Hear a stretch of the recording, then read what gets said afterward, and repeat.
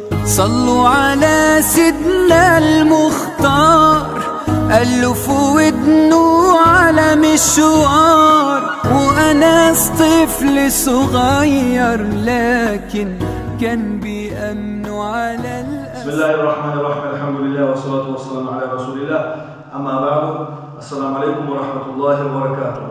Namaz cuma zamanından namazını niyeti, namaz cumanın niyetini etse, kalban bet olsun, kolları olsun, başlama sürmek ayaklarına Resulullah'tan aleyhissalatu vesselam'dan gelgen ve ayrıca hadis yok.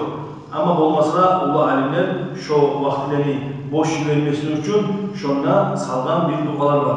Şu duanı okusa yaxşı, ama bir okumayla şolanı iman şehadat getirip, ya da mesela kuluğu okuyup, ya da mesela türlü dualar okup namaz cuma kalsa, şu namaz sanala.